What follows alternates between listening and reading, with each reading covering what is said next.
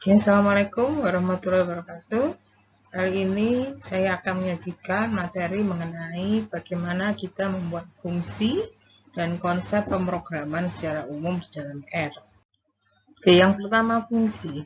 Mungkin kalian sudah pernah mengenal, jika sudah pernah belajar bahasa pemrograman, di sini juga serupa ya, fungsi atau function di dalam R ini ya. Secara di awal perkuliahan saya sudah menyatakan bahwa R mempunyai banyak kelebihan, salah satunya di sini pengguna itu dapat membuat sendiri fungsi yang dibutuhkan. Walaupun tidak menutup kemungkinan ada beberapa fungsi yang sudah built-in di dalamnya atau sudah ada di dalam package tertentu ya.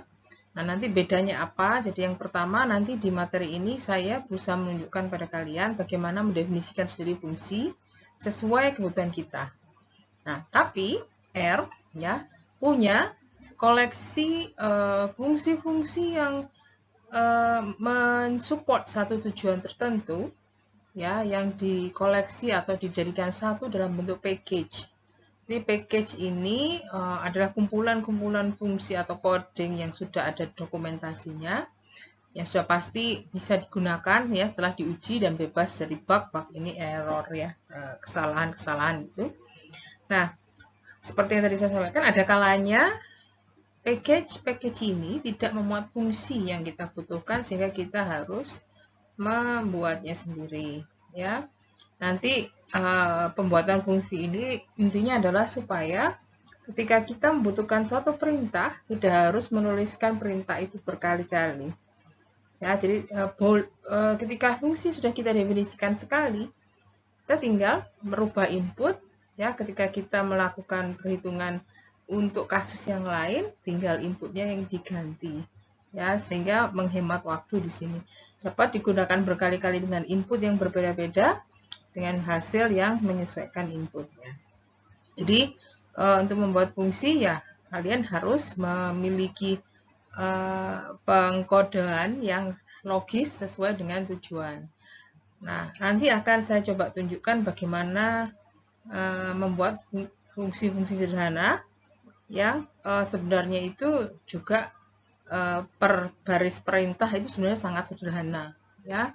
Jadi ketika kalian bertujuan membuat satu fungsi yang mungkin lebih kompleks, tips dan trik dari saya adalah berangkatlah dari perhitungan yang sederhana dulu, baru kita coba itu kaitkan satu dengan yang lain sehingga menjadi suatu fungsi. Oke, pada R seperti sama halnya dengan objek data pada beberapa pertemuan sebelumnya, fungsi ini adalah suatu objek ya. Jadi waktu sebelum ini saya menyampaikan tentang bagaimana membentuk vektor, membentuk matriks ya, dan membentuk konstanta, itu objek semua. Fungsi juga demikian, dia adalah suatu objek yang mempunyai struktur atau tata cara tersendiri dalam mendefinisikannya. Jadi harus ada ini secara garis besar, harus ada nama fungsi, ya ini terserah penamaannya sama seperti sewaktu kalian menamai data, menamai vektor, menamai matriks, itu bebas saja, ya. Yang harus diikuti dengan perintah atau ya garis perintah namanya function. Ini makanya cetak tebal, cetak biru, karena pada dasarnya ini adalah perintah, ya.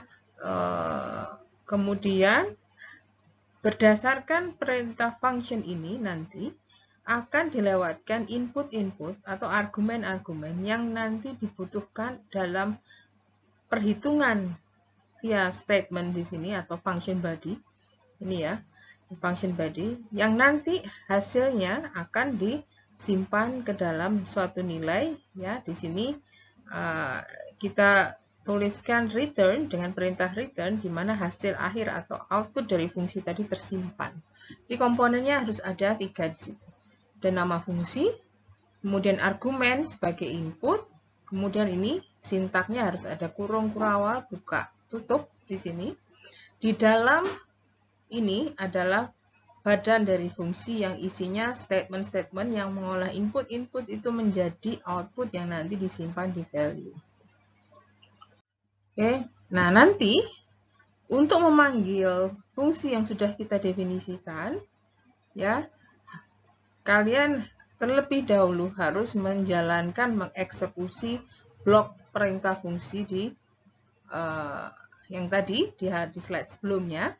Kemudian baru kita panggil dengan pendefinisian nilai argumen terlebih dahulu.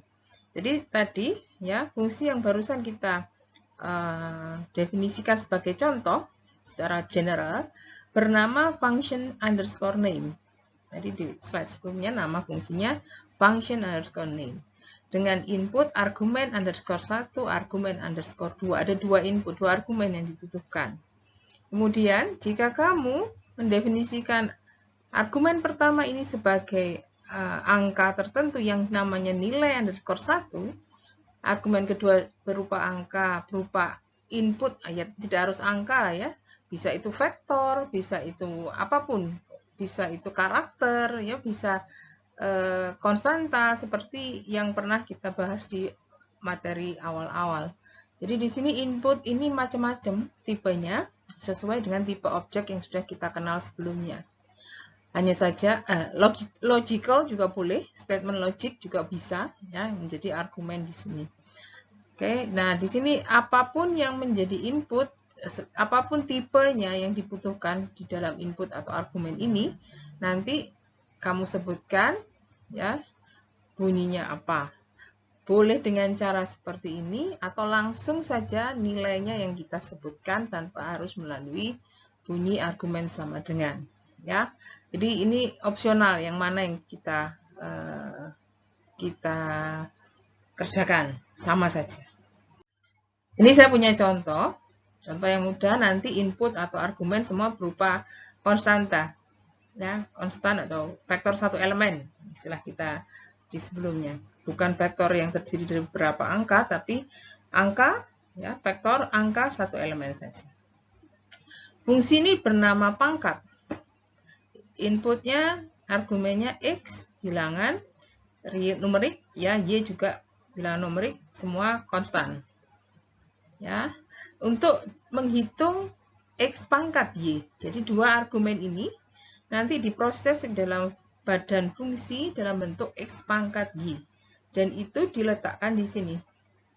Ya, dilewatkan objek result.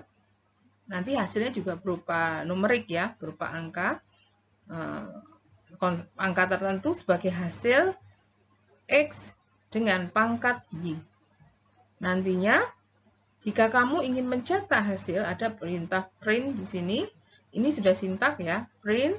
Kalau kamu ingin meletakkan secara bersamaan karakter dengan hasil perhitungan ada argumen ini, yang karakter kamu beri tanda petik, ya, sedangkan argumen dan hasil di sini tidak, karena dia hanya tempat untuk melewatkan hasilnya saja.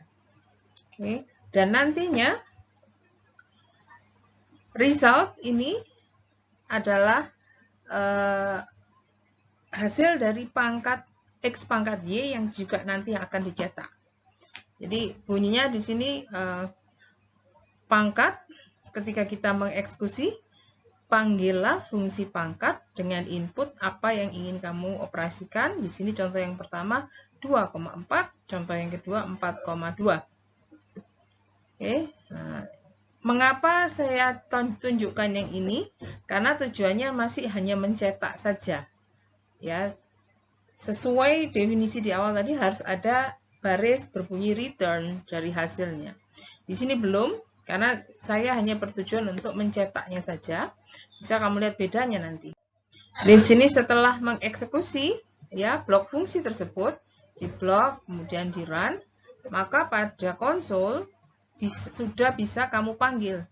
Jadi kalau kamu tidak melakukan perintah blok run, maka pangkat itu fungsi pangkat ini tidak akan bisa dipanggil. Ini di konsol kita panggil dengan pangkat 2,4, hasilnya seperti ini. Jadi hasilnya hanya mencetak hasil saja, ya. 2 pangkat 4 adalah 16. 16 ini hasilnya. 4 pangkat 2 adalah 16, ini hasilnya. 2 dan 4-nya tadi dari perintah yang menggunakan ini X, ini Y. X, ini Y dengan input yang baru. Pangkat dan adalah tadi sama-sama kita pakai sebagai karakter dengan tanda petik di antaranya. Namun, jika kita ingin menggunakan hasil dari pemangkatan ini ke dalam operasi hitung selanjutnya, ya, kamu bisa tidak perlu mencetak. Ditulis perintah print juga boleh sebenarnya. Tapi idenya adalah ketika kita ingin menggunakan hasil dari operasi fungsi pangkat ini untuk proses perhitungan lebih lanjut. Maka di sini ada tambahan satu baris yang berbunyi return yang menggunakan argumen result hasil pemangkatan ini tadi. Jadi dilewatkan ya. Dihitung dulu hasilnya, dilewatkan ke perintah return. Oke, ini juga begitu. Silahkan di blok dieksekusi Ctrl R atau run. Nanti bisa dipanggil dengan mendefinisikan nilai argumen sama persis seperti tadi. Pangkat 2,4, maka yang dicetak adalah langsung hasilnya. Ya, dan kelebihannya, jika kamu tidak sekedar melihat hasil dari pemangkatan ini 2 pangkat 4 ataupun 4 pangkat 2, kamu ingin melakukan perhitungan lagi ya dari hasil-hasil yang dari fungsi yang sudah kita definisikan dengan argumen tertentu, maka bisa saja pendefinisian tadi yang sudah ada perintah return itu sudah siap untuk kita pakai. Nah, contohnya, misalkan saya ingin menjumlah 2 pangkat 4 dengan 1 pangkat 1. Berarti saya menggunakan 2 kali fungsi pangkat dengan argumen yang berbeda. Ini pangkat yang 2,4 untuk menghitung elemen yang pertama, pangkat 1,1 elemen yang kedua, hasilnya dijumlah. Disimpan dalam objek baru namanya hash. Nah, ya, jika kamu tidak menggunakan perintah return, ini nanti akan kesulitan. Perintah return itu pun nanti ya bisa tidak hanya satu output, bisa dipakai juga untuk mendefinisikan lebih dari satu output. Nanti di contoh-contoh selanjutnya mungkin akan bisa kalian lihat, tapi belum di materi ini. Oke, ini kalau misalkan cara memanggil yang sama dengan tadi ya. Ini tadi yang langsung inputnya 24, argumennya langsung kita tulis 2 dan 4. Ini yang masih menggunakan definisi pada argumen fungsi X sama dengan berapa, Y sama dengan berapa, sama saja. Ya. Nah, kalau kamu menulis tanpa X dan Y 2,4 seperti ini, otomatis defaultnya yang pertama dianggap sebagai X, yang kedua dianggap sebagai Y. Tapi kalau kamu menuliskan di sini posisi Y yang di depan, X yang di belakang, boleh saja selama kamu sudah menyatakan ini.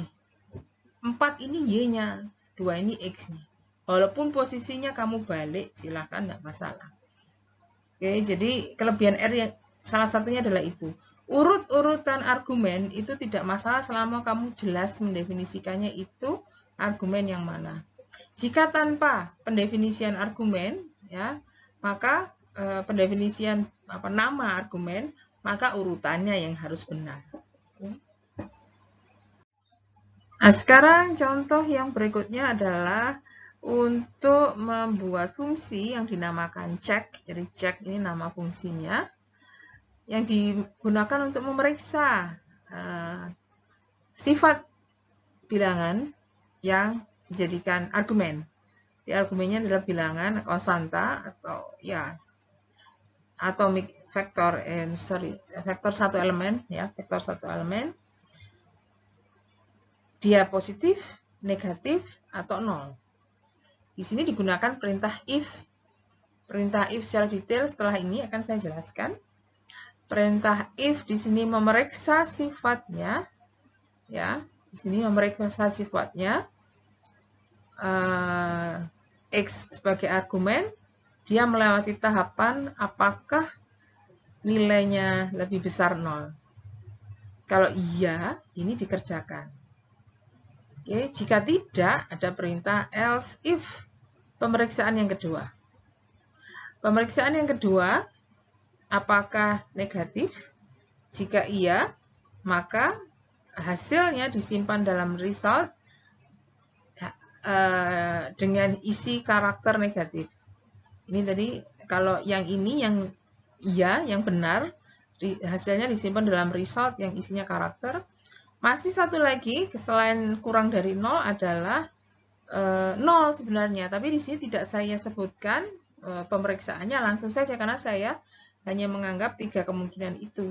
Lebih besar 0, kurang dari 0, dan lainnya. Yang lainnya itu sudah otomatis else gitu saja, kita kerjakan yang ini, hasil disimpan dalam result berupa karakter berbunyi 0. Sama seperti tadi, resultnya yang walaupun dibagi 3 di sini nanti tidak mungkin benar tiga-tiganya, pasti benarnya salah satu. Ya, nanti dilewatkan perintah return. Jadi return dengan argumen result ini tadi sebagai tempat untuk menyatakan outputnya. Nah, di situ nanti hasil perhitungan ini, hasil pemanfaatan fungsi check ini nanti bisa dimanfaatkan ke proses yang lebih lanjut. Jadi ketika saya menggunakan angka 1, check, ini sudah di blok run gitu ya. Saya panggil dengan perintah, saya panggil namanya, check, jadi langsung aja panggil namanya. Dalam kurung input argumennya 1, maka yang dikerjakan ada area ini, positif. Ketika saya inputkan argumen 0, dia langsung mendeteksi ini yang dicetak. Dilihat outputnya semua karakter ya, positif, 0, negatif, tergantung dari bilangan apa yang saya gunakan sebagai argumen. Oke, nah itu tadi perintah if. Sekarang kita masuk bahwa perintah if itu sebenarnya adalah bagian dari logika pemrograman secara umum dalam R. Oke, jadi ada konsep atau kriteria ketika kalian melakukan perhitungan, terkadang perhitungan kalian itu melewati kriteria-kriteria tertentu. Ada hitungan yang harus dikerjakan setelah atau membutuhkan kriteria tertentu. Ya, di sini kriteria yang dimaksud ketika kita ingin masuk ke proses perhitungan itu bisa diuji dengan perintah if, konsep if. If pun macam-macam, ada if biasa, if else, if. Jadi yang ini yang paling sederhana hanya ada 2 kemungkinan kriteria. Ya, ini pun juga sebenarnya hanya 2 kemungkinan kriteria, kalau yang ini bisa lebih. Jadi kriterianya berjenjang atau bertingkat, ya. Itu konsep eksekusi perintah berdasarkan kriteria. Sedangkan yang ini adalah eksekusi perintah yang dilakukan berkali-kali. Jadi intinya pada pemrograman itu hanya ada 2 konsep itu. Eksekusi perintah ketika kriteria terpenuhi dan eksekusi perintah dengan konsep looping, eksekusi lebih dari sekali. Perintah looping ini ada 3, for, while, atau repeat. Nanti bedanya masing-masing akan saya jelaskan. Perintah if, kalau kalian lihat, ini diagramnya. Ada ekspresi yang diuji, ya. Jika hasil pengujian itu menunjukkan hasil benar, maka kita kerjakan. Jika tidak, langsung lompat. Ya, ini tidak kita kerjakan, dilewati saja. Oke, jadi if, sintaknya adalah if, ekspresi yang diuji, dan statement yang akan dikerjakan. Yang kedua, if else. Ini serupa dengan yang tadi, tapi secara eksplisit menyebutkan statement apa yang harus dikerjakan ketika kondisi uji di sini tidak terpenuhi. Ya, jadi test expression-nya di sini ada 2 hasil sama seperti tadi, bisa benar, bisa tidak. Jadi ada kondisi yang diuji, kalau benar dikerjakan. Nah, dikerjakannya ini yang dikerjakan adalah statement pertama yang sesuai dengan kondisi kebenaran ekspresi yang pertama. Kalau salah, dikerjakan hal yang lain. Ya, dieksekusi hal yang lain. Nah, sintaknya di situ adalah if, uji ekspresinya, statement 1 yang dikerjakan jika benar, ditambahnya di sini else, statement yang kedua. Kalau tadi kan tidak ada ini. Ya, di sini secara eksplisit kalau tidak benar ya harus kerjakan hal yang lain. Oke. If yang bertingkat, yang berjenjang, ini biasanya digunakan ketika kriterianya itu lebih dari 2. Kalau tadi kan ya dan tidak gitu saja. Ini benar, kalau benar begini, kalau salah lainnya. Nah, sekarang lebih dari itu. Ya, misalkan di sini akan ada sampai 4 kriteria ya dengan melewati test expression yang sampai 3 kali. Ya, jadi ketika kondisi pertama benar itu melewati posisi test expression 1, kita kondisi 1 benar, maka yang dikerjakan adalah statement 1. Ketika salah, else if diuji dulu apakah kondisi yang kedua yang memenuhi. Ya, kalau benar kondisi kedua yang memenuhi, dikerjakan statement yang kedua. Kalau masih salah lagi, berarti kan harus lewat pengujian yang ketiga. Ya, pengujian ketiga, test expression 3, benar atau tidak. Jika benar, statement 3 yang dikerjakan. Nah, karena dianggap hanya ada 4 kemungkinan, maka setelah melewati 3 masih tetap salah, ya otomatis dianggap dia masuk yang kondisi terakhir, sehingga langsung mengarah ke statement keempat. Ini if bertingkat, else, sintaknya if, else if gitu ya, berkali-kali. Jadi if statement pertama, pengujian untuk kebenaran atau masuk enggak kriteria statement pertama, else if untuk kebenaran kriteria kedua, jika masih salah, else if untuk yang ketiga, dan seterusnya.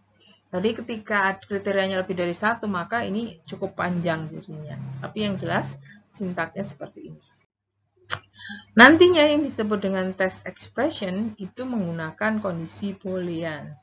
Jadi bisa kurang dari, lebih dari, kurang dari sama dengan, lebih dari sama dengan, ini sama dengannya double ya. Karena membedakan dengan sama dengan yang pendefinisian objek, tidak sama dengan per elemen ya, itu tanda ini apa, tanda seperti pagar gitu. Kalau 2 pagar ini atau, ini bukan, ini entry wise, ini kalau entry wise per elemen, tapi atau ini per elemen dan ini dan yang double. Nah, sekarang saya mencoba memanfaatkan kondisi if ya untuk memeriksa apakah bilangan X adalah bilangan positif. Oke. Kalau betul positif, saya perintahkan untuk mencetaknya, print ya, sebuah statement positive number. Kalau tidak, saya tidak ngapa-ngapain. Jadi ketika saya menginputkan if X sama dengan 5, akan dicetak positive number. Ketika kamu coba untuk menginputkan X-nya dengan bilangan negatif 5, maka tidak akan terjadi apa-apa. Ya, karena memang di sini perintahnya hanya kalau positif saja. Oke. Tidak akan ada perintah yang dieksekusi jika kita menginputkan X minus. Kayaknya aneh gitu ya. Nah, sekarang kita lengkapi dengan yang seperti ini. Jadi ini ada tambahan else di sini. Jadi perintahnya adalah, ini ada tanda plus-plus ini karena saya langsung dari konsol ya. Nanti ketika kalian memerintahkan ini atau menuliskan perintah ini di script, maka tidak akan ada tanda plus-plus ini. Langsung saja ya. Langsung dalam bentuk saya contohkan begini. If X lebih besar 0, langsung kurung buka, kurung tutup, di sini blok fungsinya, kemudian else, ini blok fungsi yang kedua, ya nanti seperti itu. Oke. Jadi tanda plus ini karena saya ngerun di konsol. Jadi di sini diuji, apakah positif? Jika iya, cetak positive number, ya. bunyinya non negatif, ya, dicetak non negatif number. Jika bukan, ya, jika kondisi ini tidak terpenuhi, maka yang dicetak adalah negatif number. Karena berhubung saya menginputkan X min 5, maka yang dicetak adalah negatif number. Oke, di sini saya menggunakan contoh if yang bertingkat dengan tambahan 1. Kalau tadi kan hanya negatif atau positif, sekarang ada tambahan 0, jadi 0. Jadi else if-nya bertingkat di sini. Sama ya seperti tadi ya, ini seperti ini ada plus-plus karena memang langsung saya copy yang di mana di konsol, tapi kalau kamu ketikkan dengan rapi di scriptnya maka tanda itu enggak ada, ya, langsung aja ini diketikkan semua. Jadi di sini diuji dulu apakah negatif, ya. Jika negatif nanti yang diminta untuk cetak adalah yang negatif number sesuai sifatnya. Kemudian jika tidak memenuhi maka masuk ke perintah else if yang memeriksa lebih besar 0, ya. Sekarang jika kondisi lebih besar 0 terpenuhi, yang dicetak positif number. Selainnya apa nih? Kan ada saja kemungkinan bahwa angkanya itu bukan positif, bukan negatif, tapi 0. Nah, di sini makanya ada else lagi yang menyatakan kondisi selainnya. Jadi ini bertingkat ya, ada 3 kondisi. Oke.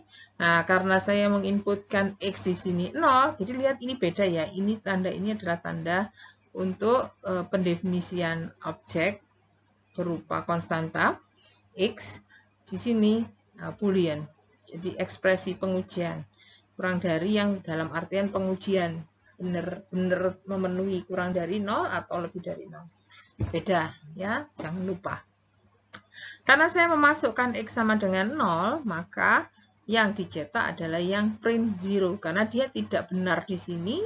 Dites lagi di sini juga tidak benar, ya, satu-satunya yang benar adalah yang di bagian terakhir.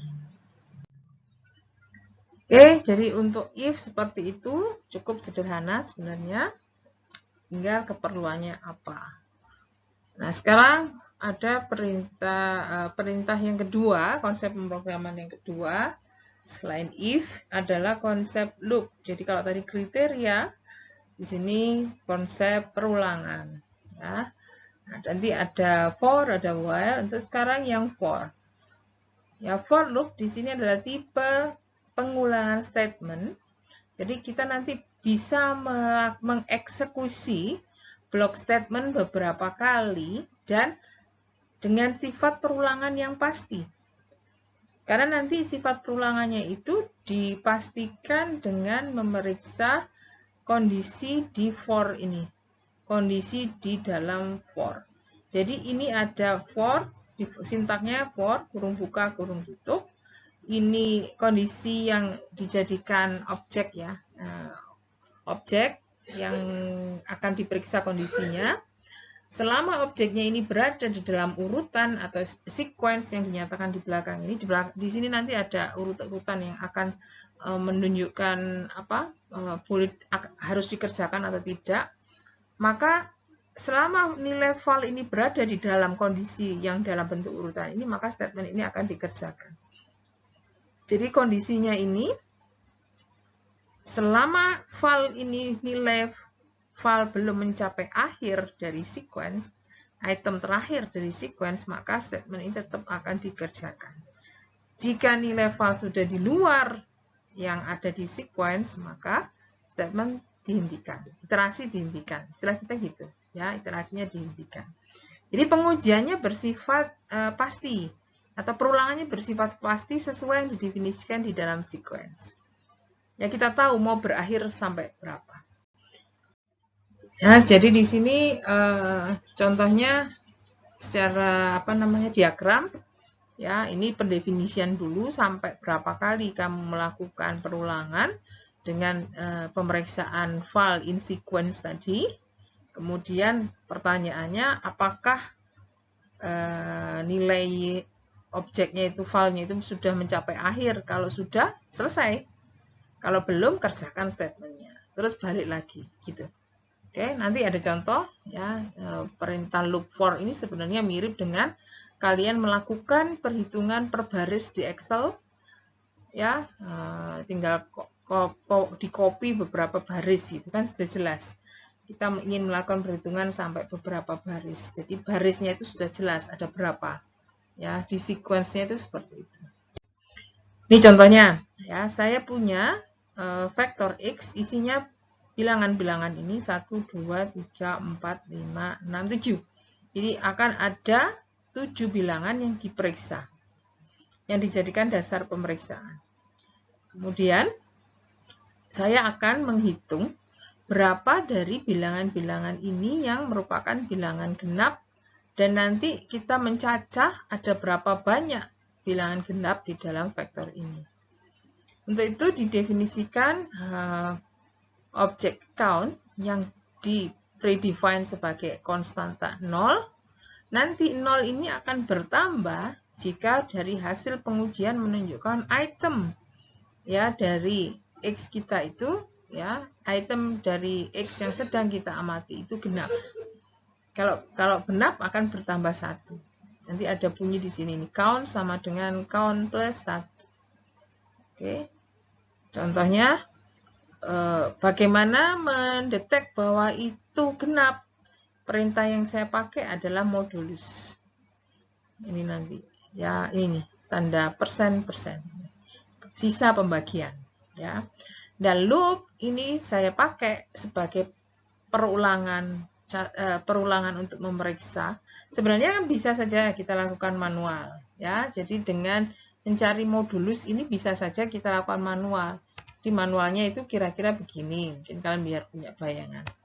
2, kalau elemen pertama 2 dibagi 2, 1, sisa 0. Ya. Itu perintahnya adalah dengan 2 nih, yang perintah ini. Ya. Sisa 0 ini adalah modulusnya. Kemudian perintah berikutnya adalah yang angka 5. 5 bagi 2. Hasilnya 2, tapi masih sisa 1. Ya, berarti di sini sisanya bukan 0. Dan seterusnya, yang 3 juga gitu. 3 bagi 2, ya sisa berapa? Nah, ini kita lakukan berkali-kali. Nah, perintah berkali-kali ini digantikan dengan perintah for. Jadi for-nya adalah for yang melakukan perintah kita seperti ini, tapi dengan konsep ya melewatkan ini ke dalam file. Jadi selama file itu masih bergerak di rentang yang ada di X ini, maka belum berhenti. Ya, selama belum selesai dia tidak akan berhenti. Jadi intinya seperti itu. Jadi yang pertama melihat dulu 2 modulnya berapa. Hitung. 5 modulnya berapa. Belum selesai kan? Belum akhir kan? Kerjakan terus. Nah, di dalam pengerjaannya ini ada perintah if yang memeriksa modulnya. Kalau tadi ini saja itu menghitung sisa, ya, karena kita ingin menghitung ada berapa banyak yang genap, maka ada tambahan perintah if supaya nanti ya count-nya ini bertambah. Jadi ini tadi ya ada pernyataan if yang ingin menguji. Nah, selama ini modulonya ternyata sama dengan 0, maka count-nya ini bertambah 1. Karena modulo sama dengan 0 ini artinya bilangannya genap. Dibagi 2 sisanya 0, maka dia bilangan genap. Jadi seperti yang ilustrasi saya tadi, apakah 2 masih ada di dalam X? Ya. Nanti kita hitung 2 bagi 2. Apakah sisanya 0? Ya, maka count bertambah 1. Dari 0, 0 plus 1. Oke, kemudian masuk angka 5. Lalu, apakah file masih ada di dalam X? Filenya sekarang 5. Masih, maka 5, sisa pembagian 2 dari 5 berapa? 1 tadi. Apakah sama dengan 0? Tidak, maka count akan tetap 2. Akan tetap 1. Ya. 3 dan seterusnya. Ya, jadi seperti itu konsepnya. bisa saya ulang. Jadi yang pertama, tes dulu apakah filenya itu masih di dalam X, masih, karena saya baru pertama ketemu elemen yang pertama. Sisa pembagian dari angka 2, sisa pembagian 2 dari angka 2 itu sama dengan 0. Maka count-nya yang semula 0 sekarang menjadi 0 plus 1. Count-nya sama dengan 1. Oke. Kemudian lanjut ke angka 5. Angka 5 masih ada di dalam X. Maka sekarang kita kerjakan yang ini. Apakah modulo 2, sisa pembagian angka 2 dari 5 itu sama dengan 0? Jawabannya tidak, karena sisanya 1. Sehingga count-nya ini tetap 1. Ya. Loop yang ketiga, melihat angka 3. 3 masih ada di dalam X. Kita kerjakan lagi. Ini modulnya 1. Tetap count-nya tidak bertambah, karena masih ganjil. 9 juga gitu, baru bertambah 1 ketika kita masuk ke file yang merefer ke angka 8. Modulo dari 8 dibagi 2 adalah 0. Baru count yang tadi bernilai 1, sekarang menjadi 1 plus 1 sama dengan 2. Oke, dan seterusnya. Sehingga ketika kita eksekusi, maka dia akan mendeteksi ada 3 bilangan genap di dalam vektor tersebut, dan perintah ini ada di baris ini ya.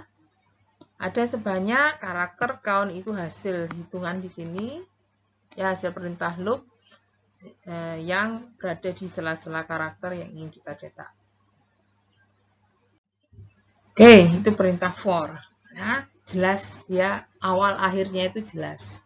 Selama masih diawali dari deret yang ada di kondisi dan belum berakhir di akhir kondisi, maka tetap akan dijalankan.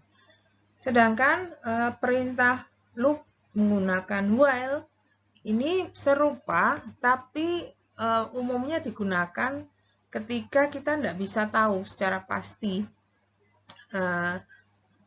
eksekusi berkali-kalinya ini seperti apa. Di berapa kali kita harus mengeksekusi. Untuk perintah while ini lebih tidak pasti daripada for. Oke, kalau for tadi kan sudah jelas pendefinisian rentang pengerjaannya. Kalau while tidak. Ya, jadi dia hanya mengeksekusi selama kondisi terpenuhi. Berapa kali kita tidak tahu. Di selama kondisi terpenuhi tetap akan dieksekusi, jika tidak baru selesai. Kalau kondisi tidak terpenuhi juga bisa jadi ini ngerannya sampai ya nggak habis-habis ngerannya. Maka harus dipastikan bahwa statement kondisi yang diuji di sini pasti ketemu sesuatu yang tidak terpenuhi sehingga berhenti ini loopingnya. Kalau enggak kan nggak akan berhenti loopnya. Selama masih terus kondisinya terpenuhi, maka perintah while ini akan terus-menerus dikerjakan. Ya, nih karena itu tadi berhenti jika kondisi pada statement pengujian di sini tidak terpenuhi. Jadi masuk ke loop uji kondisi, kalau kondisinya benar dikerjakan, kalau salah baru berhenti. Nah ini ya, yang tadi saya bilang, jika kondisinya tidak pernah salah, maka nggak akan berhenti loopingnya. Oke, ini contoh saya menggunakan objek bernama i yang saya awali dari angka 1, dan saya akan mencetak angka itu tadi selama i-nya masih belum mencapai 6, kurang dari 6. Jadi while i kurang dari 6 maksudnya begitu. Jadi i itu akan diperiksa dulu. Apakah i kurang dari 6? Ya. Kalau ya cetak. Setelah cetak, di sini ada penjelasan penambahan yang merubah nilai i yang semula 1 menjadi i plus 1. I yang ini adalah i yang sebelumnya. Jadi ini perintah khas dalam bahasa pemrograman. Itu ada kalau ingin menambahkan dari yang sudah sebelumnya, itu bisa jadi kadang-kadang begini, kita misalkan ada bilangan A, awalnya 0. Terus kamu ingin menambah bilangan itu dengan sesuatu yang lain gitu. Kalau penambahnya naik satu-satu terus, maka ketika dalam looping akan bunyinya seperti ini. Ini inisiasi, initial.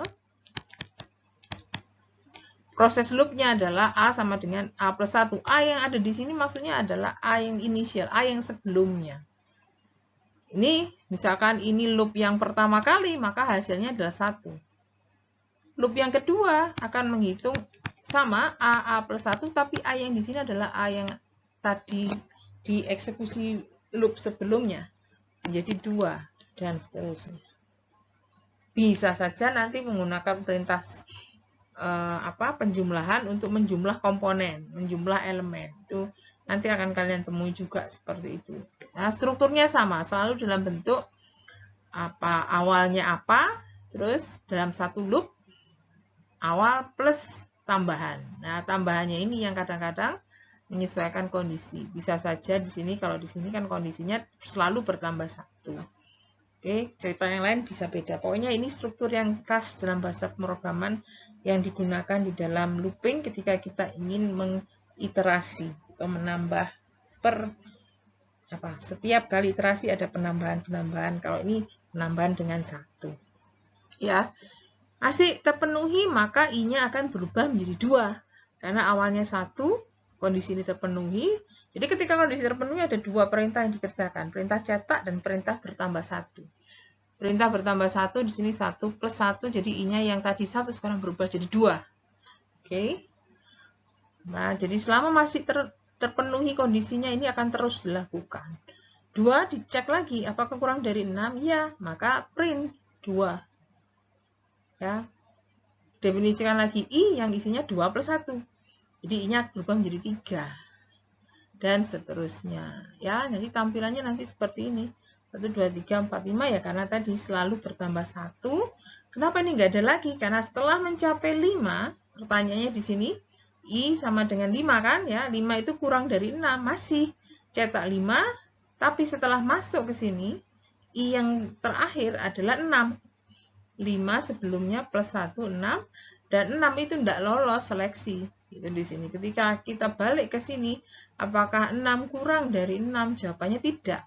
Maka tidak akan dieksekusi, langsung keluar dan berhenti. Oke. Bayangkan jika kita mengeset I kurang dari 1 miliar di sini, maka ini akan kamu cetak loopingnya lama berhentinya, tidak akan segera berhenti ya, karena memeriksa satu persatu sampai terpenuhi itu tadi, sampai kondisi 1 miliar terpenuhi. Oke. Nah, untuk menghindari terjadinya loop yang tidak berhenti itu tadi, ini salah satu ada kondisi break ya, ada perintah pernyataan break yang digunakan di dalam ya. Bisa for, bisa while, nanti bisa repeat nanti di belakang. Yang tujuannya adalah untuk menghentikan iterasi. Break ini digabung dengan perintah if. Jadi ada di dalam perintah if yang menyatakan kondisi di mana kita boleh lompat, tidak harus mengerjakan iterasi ini. Dilihat strukturnya, ini ya kita masuk ke pengujian di dalam loop. Kalau benar itu seharusnya kan dikerjakan ini kan statementnya.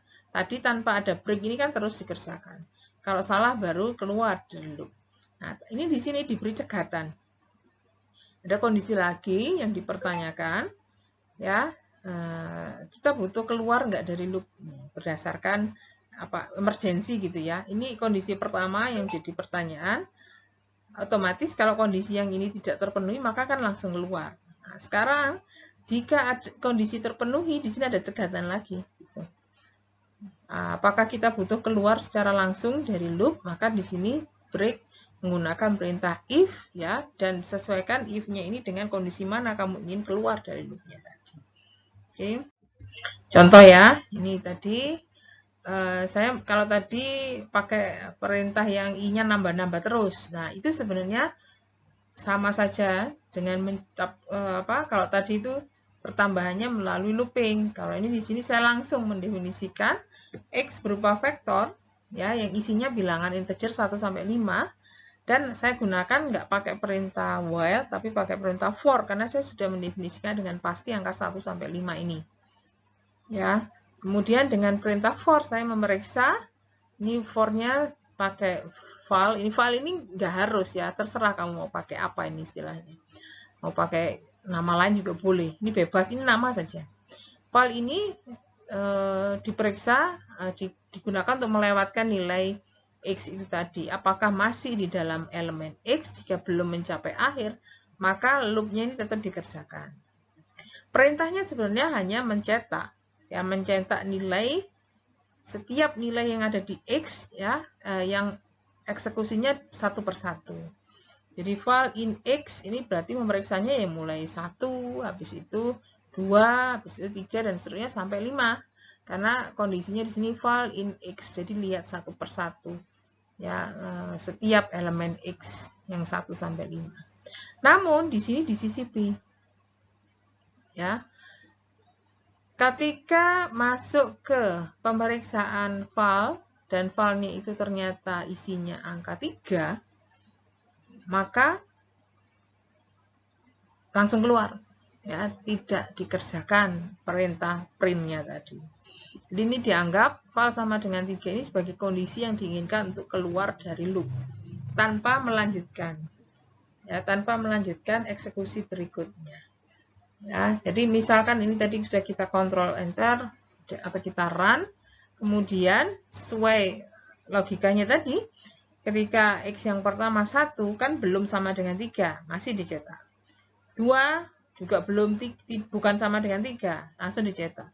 Tapi begitu masuk ke iterasi ketiga, maka file ini kan menunjukkan elemen X bernilai 3.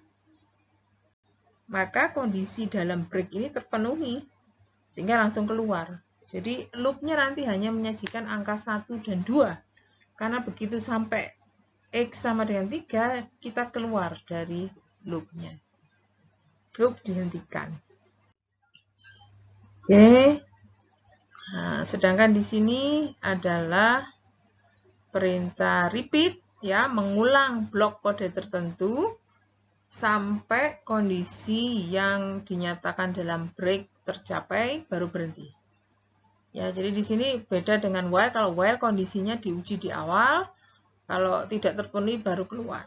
Nah, kalau ini enggak, ya ini di tengah-tengah pengujiannya. Jadi masuk dulu di body loop-nya, kemudian dikerjakan, ya. Tapi ketika ketemu kondisi tertentu yang sesuai dengan yang diharapkan untuk break, maka dia akan keluar break. Jadi bedanya dengan while di situ. Oke. Kalau kok sama dengan while tadi, jadi perintah while ketika kondisinya selalu terpenuhi, nggak akan berhenti. Nah, di sini ketika kondisi di break ini tidak pernah terpenuhi, ya loop-nya tidak akan terbatas. Jadi kalau for loop-nya terbatas, while dan repeat sama-sama kondisi tidak terbatas. Dia bisa berhenti ketika kondisinya, kalau while ketika kondisinya tidak terpenuhi baru berhenti. Kalau di repeat ketika kondisi break-nya terpenuhi baru berhenti. Oke, ini contohnya. Mirip ya, seperti yang tadi, seperti yang while selalu ada penambahan ini tadi. Kalau ini dimulai dari 1, kalau while tadi dimulai dari 0 ya. Di sini ada X di awal sudah bernilai 1. Kemudian angka 1 ini diminta untuk cetak dulu. Cetak angka 1, print X.